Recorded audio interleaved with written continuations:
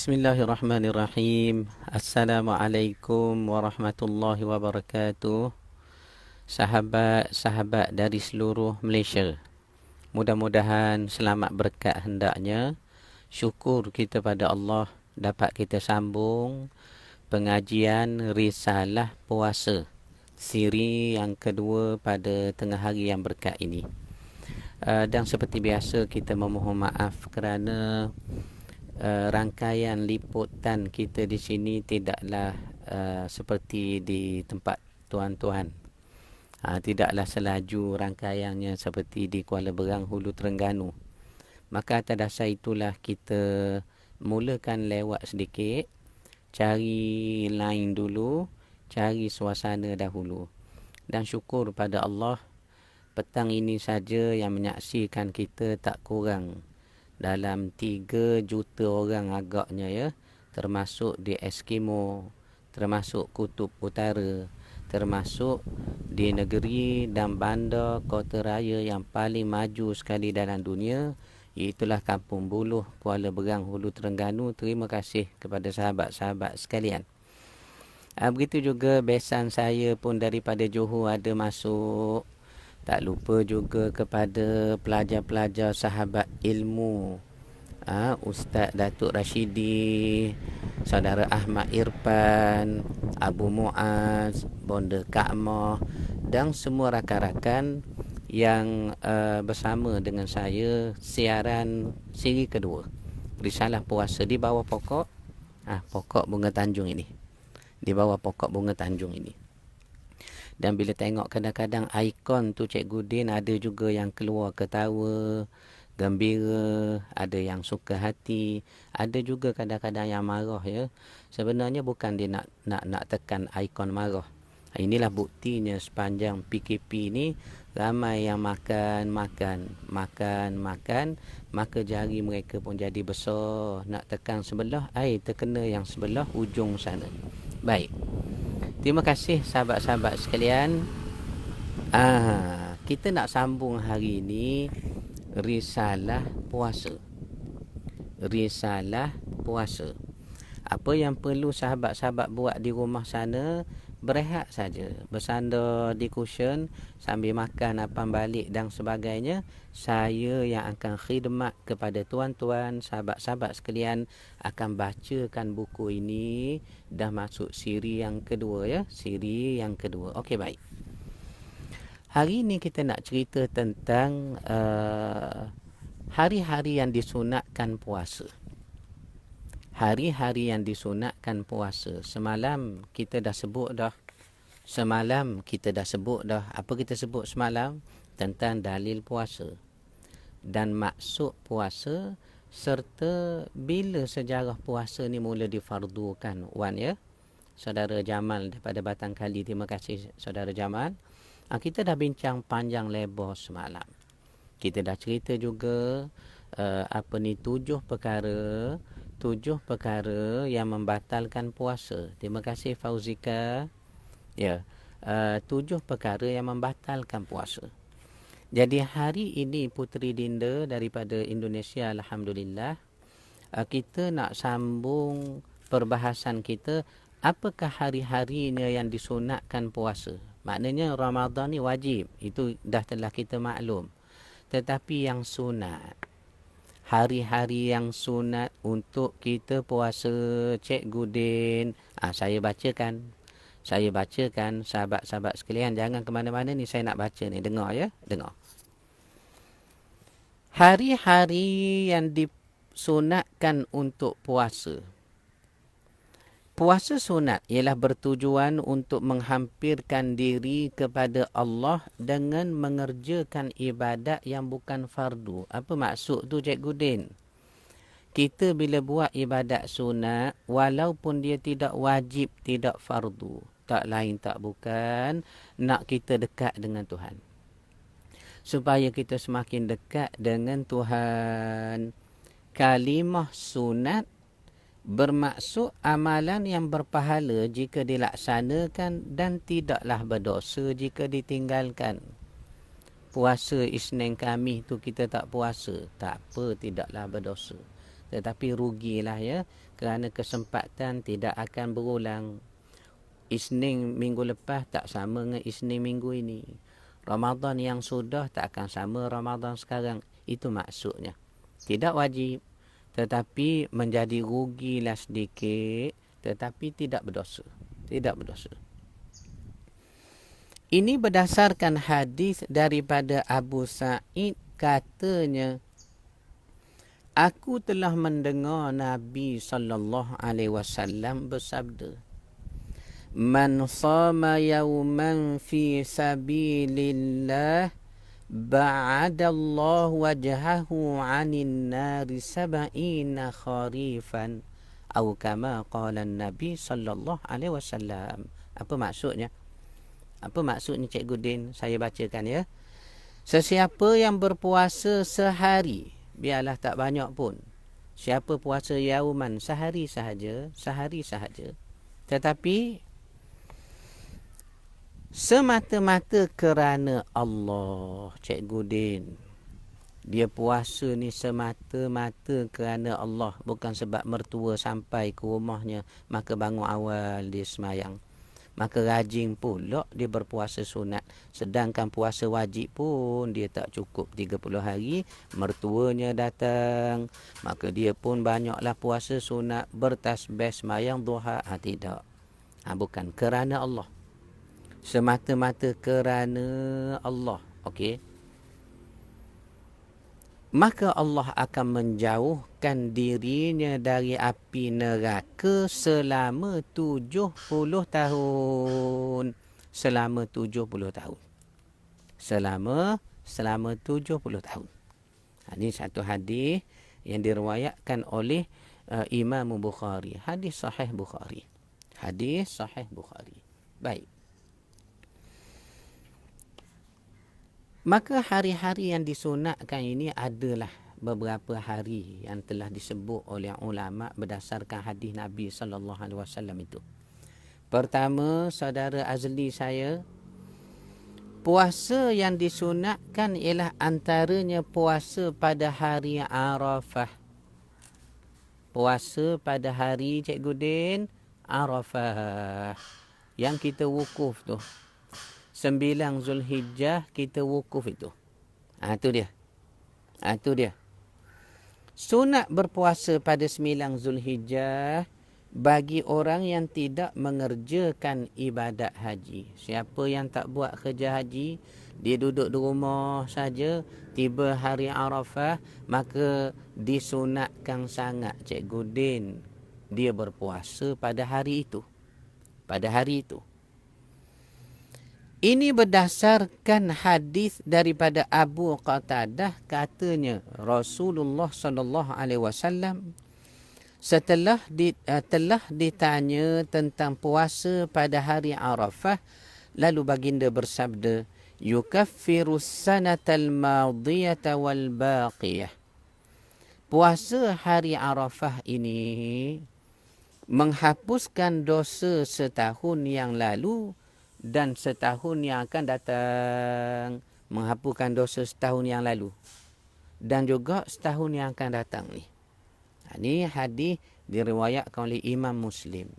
Kita buka dalam Sahih Muslim, hadis sahih ada sebut menganjurkan kita ni puasa pada harinya Arafah kalau kita tak buat kerja haji. Apa fadilat kelebihannya Allah bagi? Menghapuskan yukaffirus sanatal madiyah wal baqiyah, dosa setahun yang lalu dan dosa yang akan datang ni. Cuma dibahas ulama dosa yang macam mana.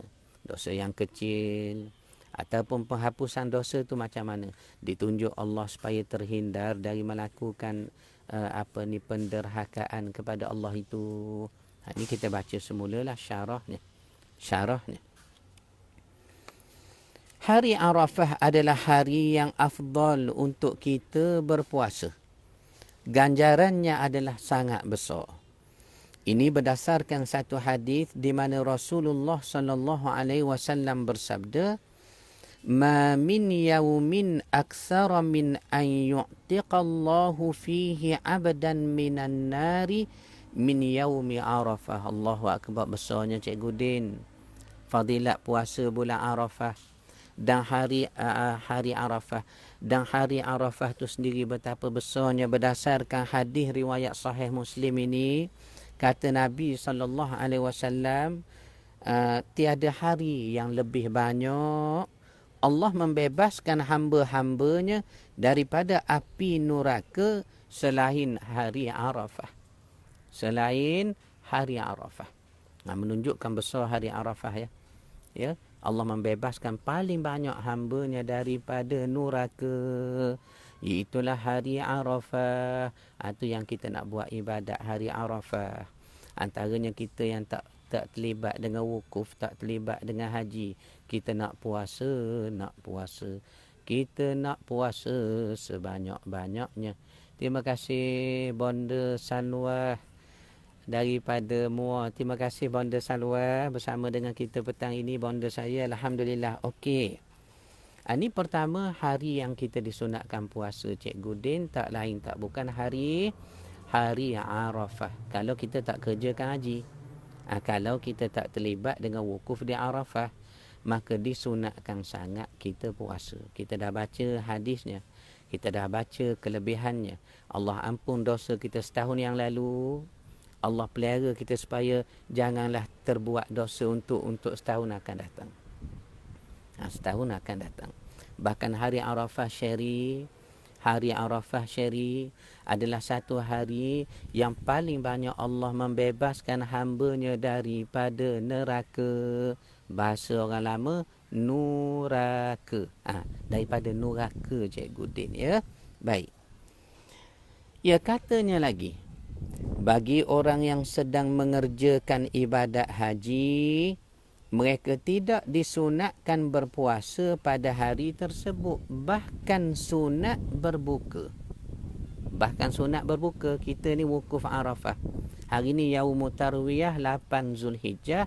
Kita besok nak ke Arafah.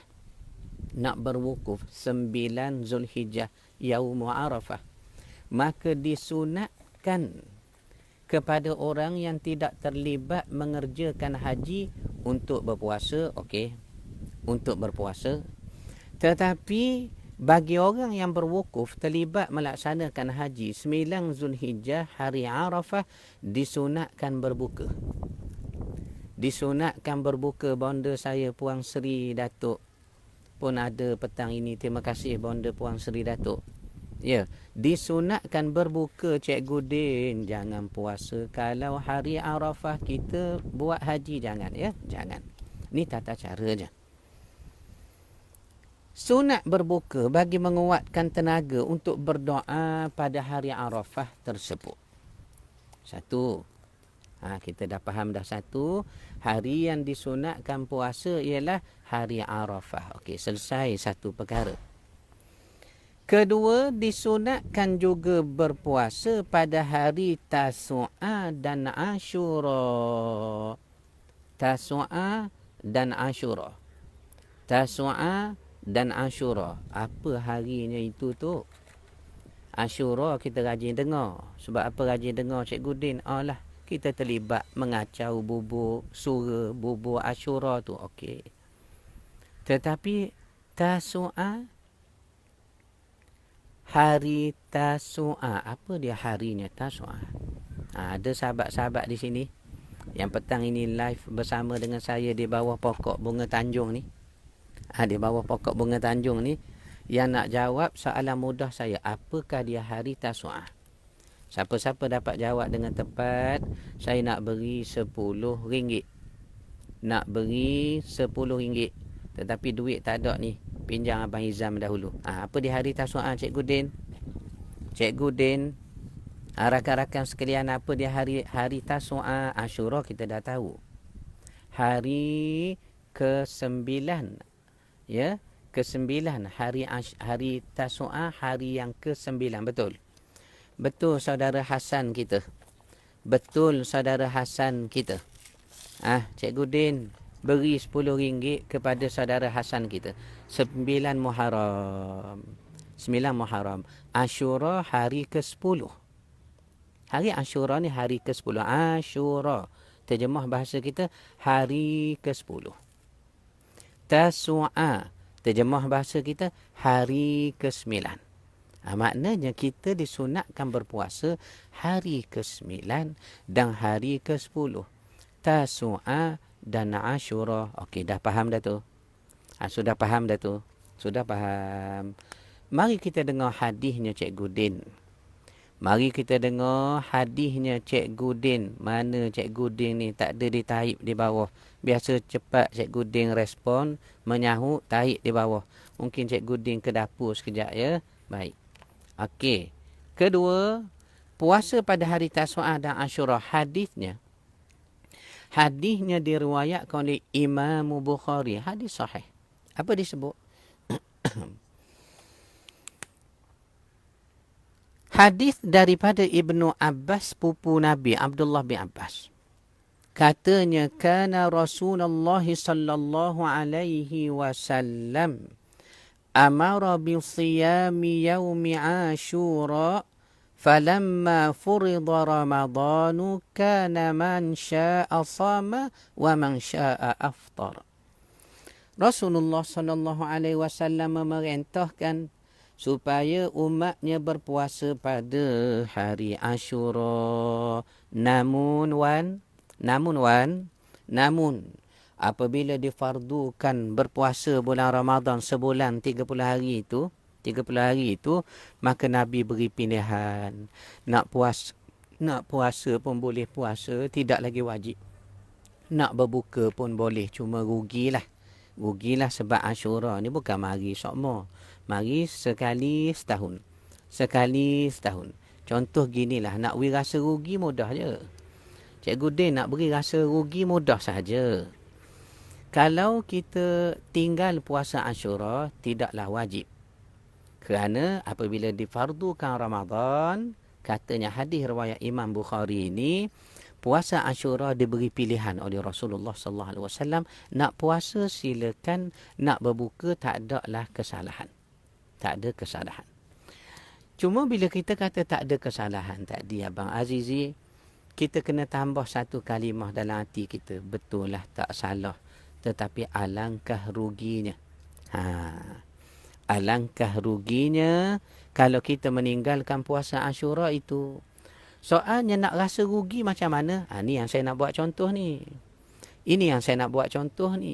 Ruginya kita tinggal puasa sunat seperti Ashura kah, hari Arafah kah, Isnin Kamis kah, hari-hari putih dalam sebulan 13, 14, 15 kah, yang akan kita sambung panjang lagi kejap lagi. Ruginya ialah seperti begini. Apakah perasaan sahabat-sahabat sekalian? Ya, apakah perasaan sahabat-sahabat sekalian ni, saya tanya ni pada sahabat-sahabat petang ni, yang saya anggarkan tak kurang 5 juta orang yang menonton ni, termasuk dari Eskimo dan juga Kutub Utara ni ada. 5 juta orang ni saya nak tanya, apa perasaan sahabat-sahabat sekalian kalau tak dapat sambut hari raya, malam raya tu main bunga api, mengecung katak, mengecung tarik, meriang buluh, merecung dah. Main banyak malam tu. Sampai dekat subuh barulah tidur. Akhirnya tertidur semayang raya lepas. Zuhur pun tidur lagi. Bangun-bangun dekat maghrib. Apa perasaan sahabat-sahabat sekalian tak dapat raya hari tu? Sila jawab. Silakan jawab.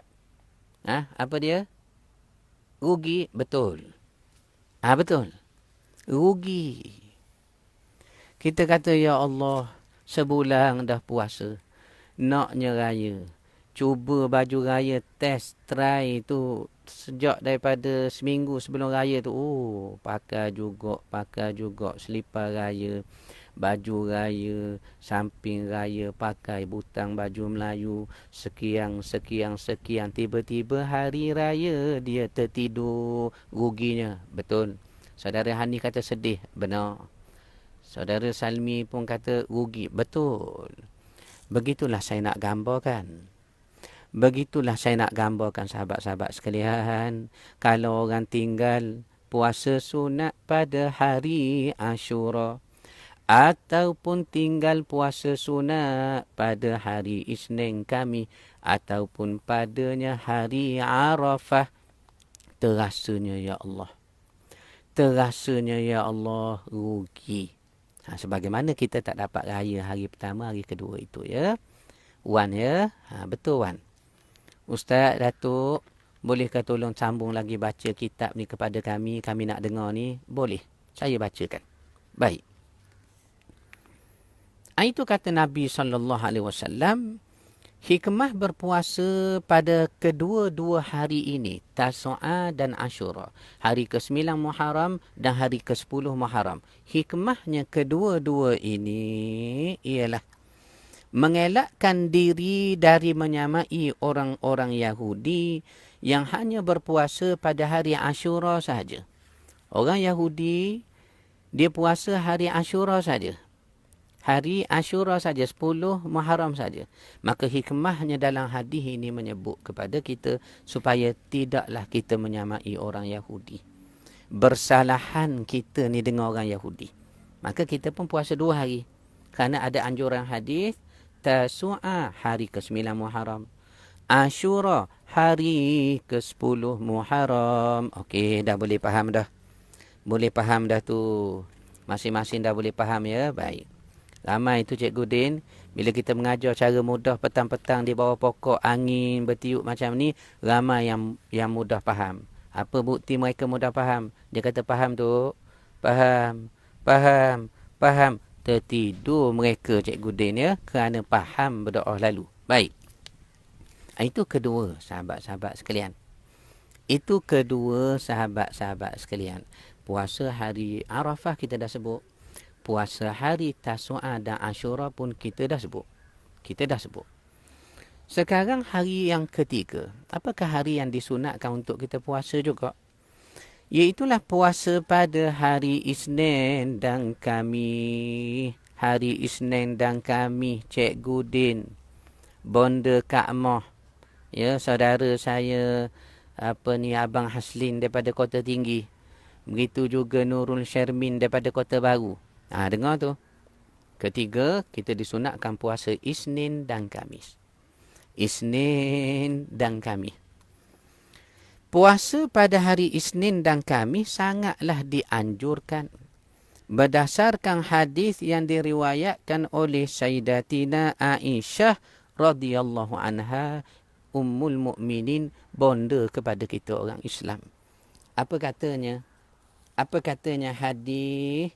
Ya, hadis ini, kana Nabi sallallahu alaihi wasallam yataharra shaumal itsnain wal khamis. Rasulullah sallallahu alaihi wasallam adalah sangat mengambil berat terhadap puasa pada hari Isnin dan Khamis. Kalau baca dalam buku-buku Indonesia disebut Senin. S-E-N-I-N. Senin. Senin dan Khamis, Cikgu Din. Orang Terengganu kata Monday and Thursday. Ni bahasa Terengganu lama lah. Terutama orang Ulu, Kuala Berang macam saya ni. Memang tempat kami akan menyebut Monday dan juga Thursday. Jadi Isnin Khamis adalah hari yang Nabi selalu berpuasa. Nabi selalu berpuasa. Bahkan hadis lain banyak cerita. Antaranya baginda berpuasa hari Isnin, hari kelahiran baginda. Allah alam itu. Puasa hari Isnin dan Khamis. Begitu juga dengan hadis yang diriwayatkan oleh Abu Hurairah. Rasulullah sallallahu alaihi wasallam bersabda, "Tu'radul a'malu yawmal itsnain wal khamis, fa uhibbu an yu'rada 'amali wa ana sha'imun." Semua amalan, kata Nabi sallallahu alaihi wasallam, akan dibentangkan pada hari Isnin dan Khamis. Pada hari Isnin dan Khamis. Ini dalam Tuhfatul Ahwazi ada sebut ya. Boleh tengok dalam bab maja fi saumi yaumil Isnin wal Khamis. Wal Khamis. Baik. Apa disebut? Semua amalan dibentangkan pada hari Isnin dan Khamis, Cikgu Din. Maka aku ingin amalanku dipersembahkan kepada Allah ketikalah aku sedang berpuasa. Kita ni Andai kata habis umur. Habis umur ni maknanya nak meninggal, nak mati. Kalau boleh nak mati tanah haram, sama ada Madinah kah, Mekah kah. Kalau boleh nak mati dalam semayang.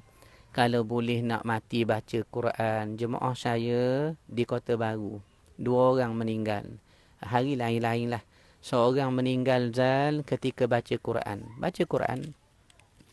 La yusadda'una anha wa la yunzifun.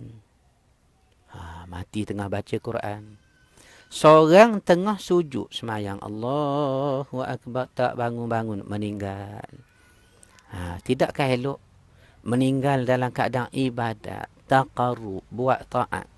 Termasuklah kata Nabi SAW, ya, iaitulah kita berpuasa. Kita berpuasa, amalan diangkat dalam keadaan kita berpuasa. Alhamdulillah Rabbil Alamin. Itu yang ketiga.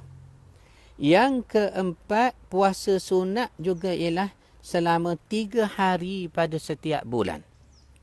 13, 14, 15. 13, 14, 15. Kecuali 13 Zulhijjah. Walaupun sebut 3 hari setiap bulan, kena ingat tu kecuali 13 Zulhijjah. Kerana itu hari tasyrik. Hari tasyrik kita diharamkan puasa. Nanti kita akan sebut sekejap lagi, Cikgu Din.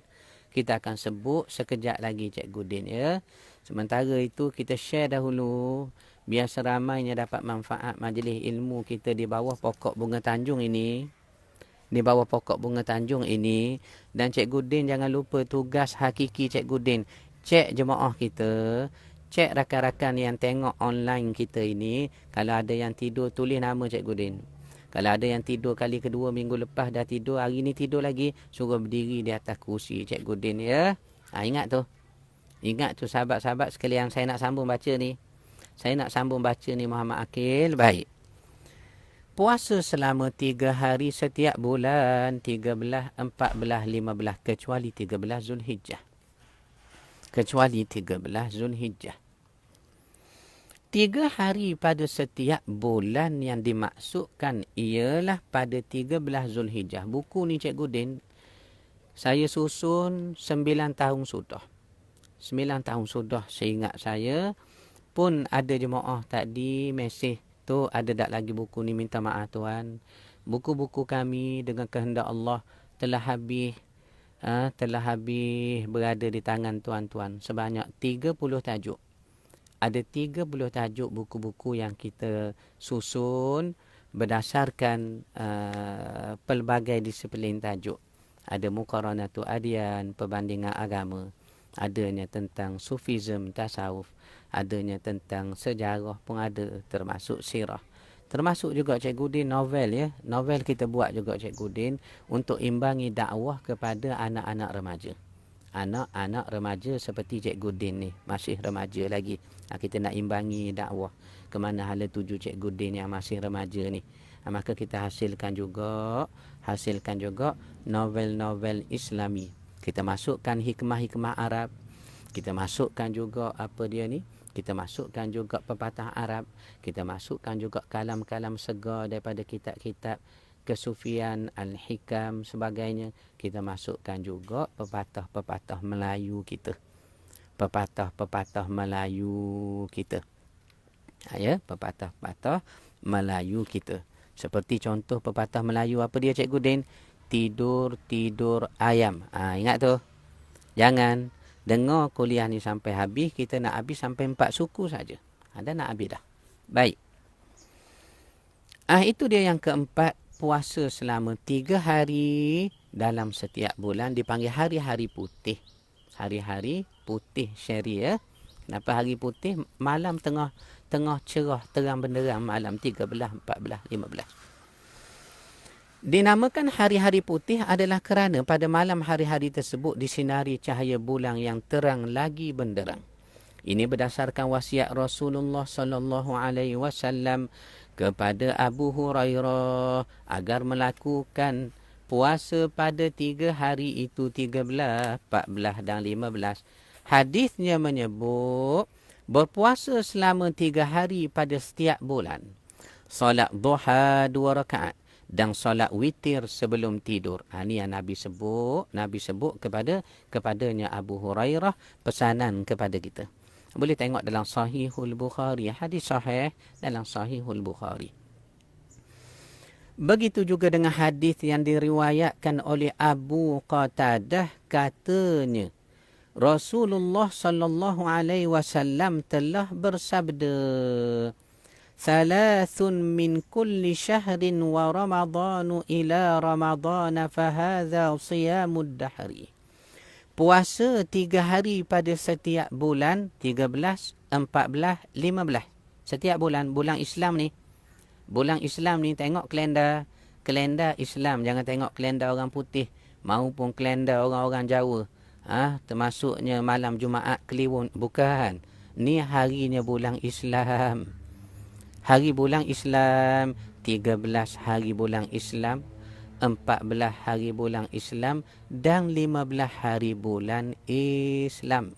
Ni kita disunatkan puasa berdasarkan hadis riwayat Sahihul Bukhari dan Sahih Muslim ini. Katanya Nabi sallallahu alaihi wasallam, puasa 3 hari pada setiap bulan, 13, 14, 15 ya. Dan Ramadan ke Ramadan menyamai puasa sepanjang tahun dari segi fadilat, balasannya Allah Ta'ala limpahkan kepada kita. Baik. Walau bagaimanapun kata penyusung kitab kita ini, iaitulah Ustaz Rashidi itu, puasa pada 13 Zulhijjah adalah dikecualikan kerana ia merupakan hari tasyrik yang telah diharamkan kita berpuasa. Maknanya hari-hari tasyrik 11, 12, 13 ya, adalah hari yang dilarangkan dan diharamkan kita puasa, Cikgu Din.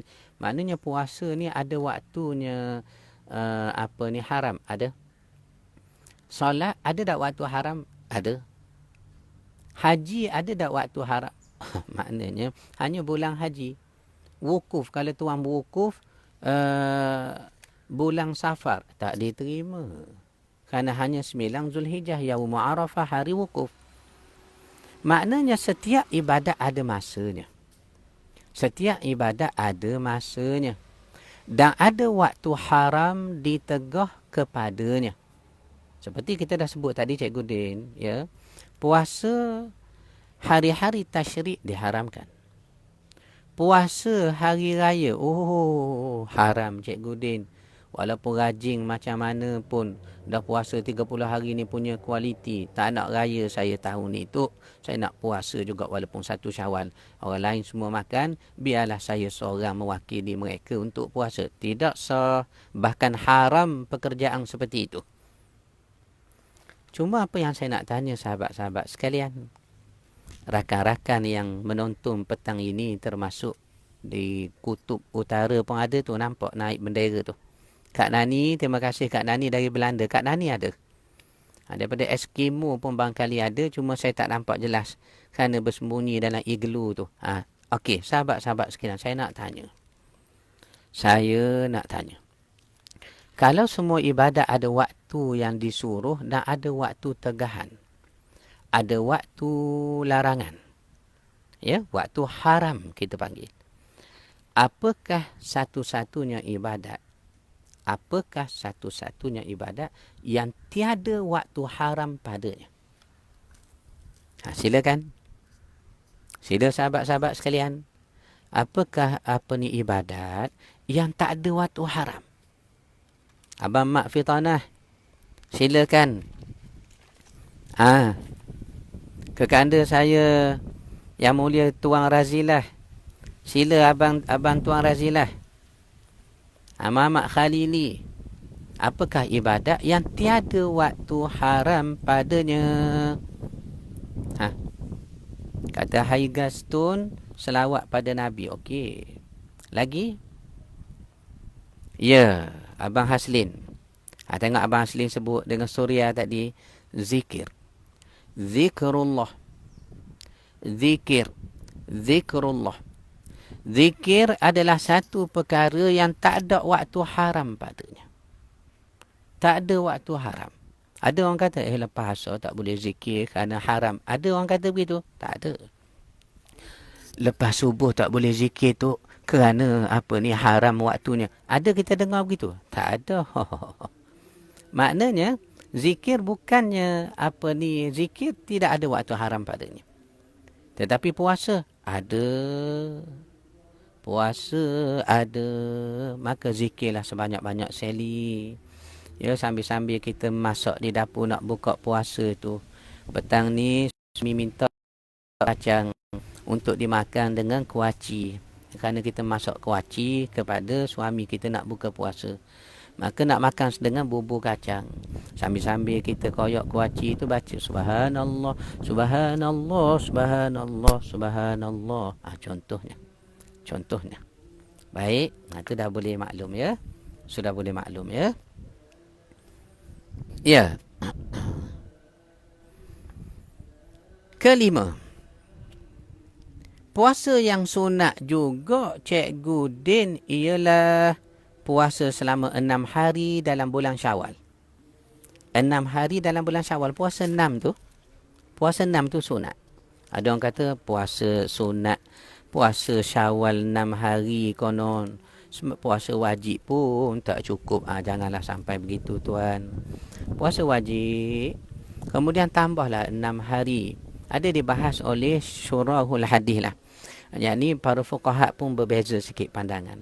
Apakah kalau kita mengqadha puasa yang tertinggal dalam bulan Ramadan dengan sebab keuzuran syar'i seperti musafirkah, sakitkah, faman kana minkum maridan, sakit, atau ala safarin, atau musafir, kita tinggal lebih kurang 6 hari, maka kita pun ganti dalam bulan Syawal, ya, hari raya kita tu Syawal itu, apakah ia termasuk dalam puasa 6?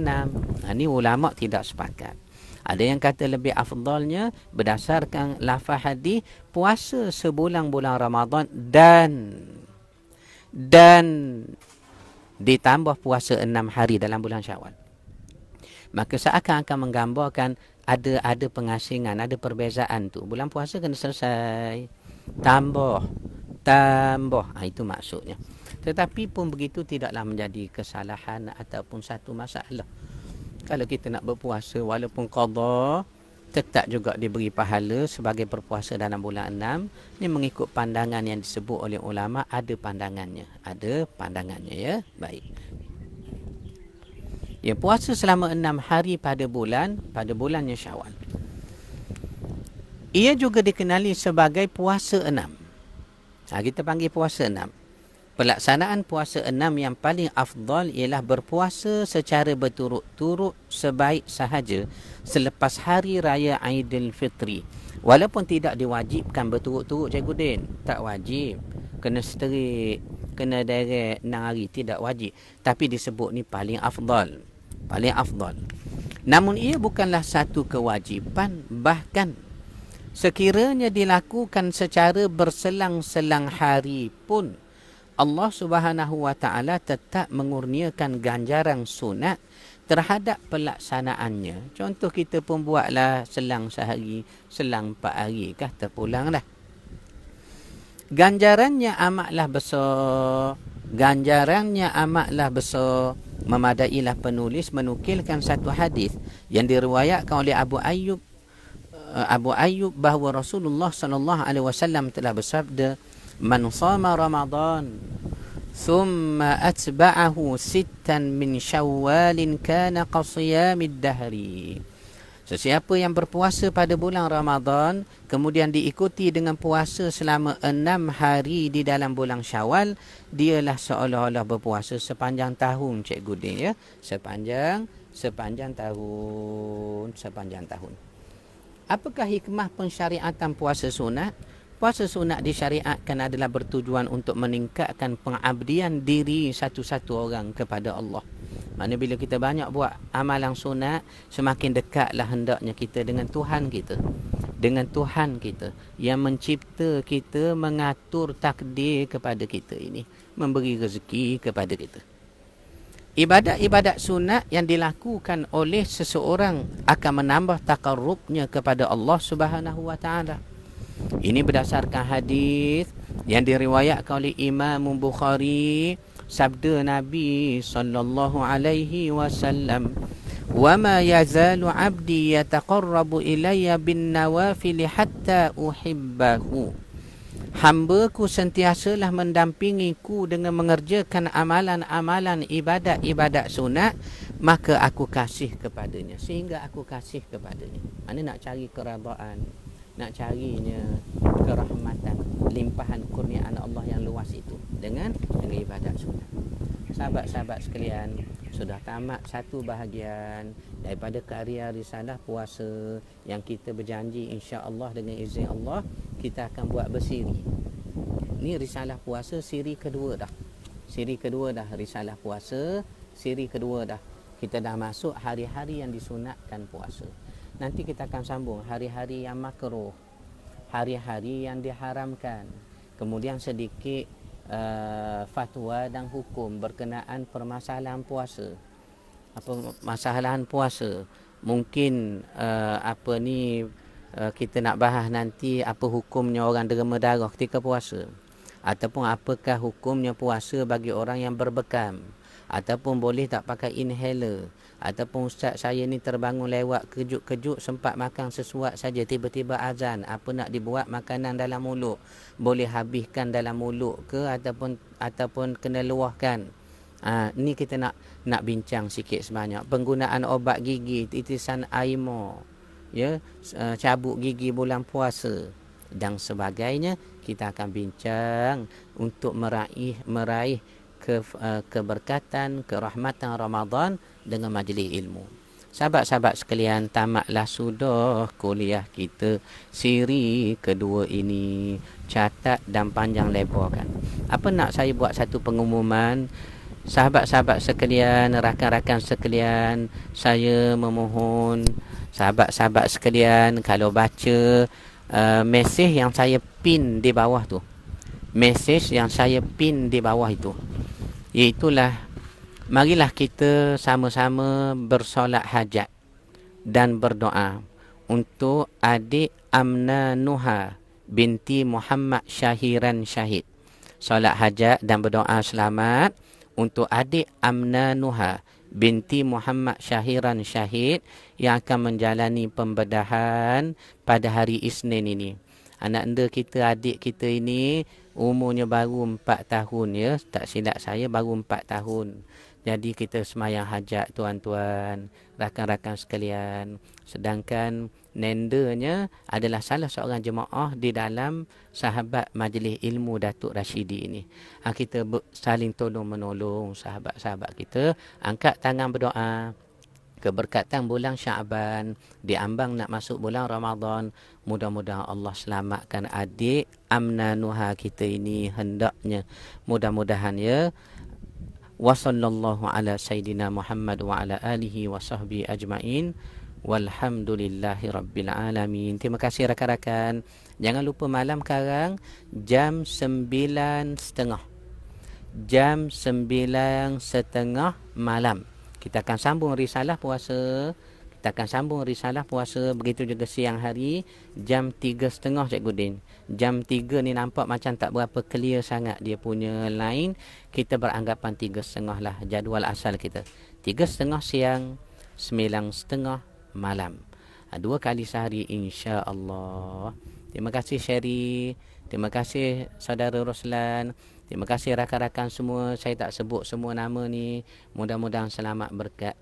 Aqulu qawli hadha wa astaghfirullahal azim li wa lakum. Wassalamu alaikum warahmatullahi wabarakatuh. Wallahu ta'ala a'lam.